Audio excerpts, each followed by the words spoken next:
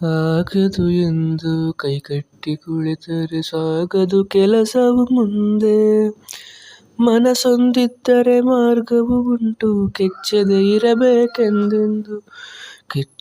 ಇರಬೇಕೆಂದೆಂದು ಆಗದು ಎಂದು ಕೈಲಾಗದು ಎಂದು ಕೈಕಟ್ಟಿ ಕುಳಿತರೆ ಸಾಗದು ಕೆಲಸವು ಮುಂದೆ.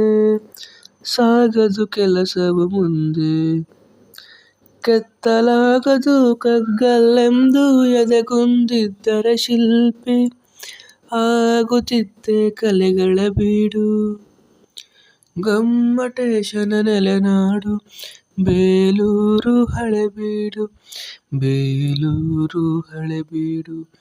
ಆಗದು ಎಂದು ಕೈಲಾಗದು ಎಂದು ಕೈಕಟ್ಟಿ ಕುಳಿತರೆ ಸಾಗದು ಕೆಲಸವು ಮುಂದೆ.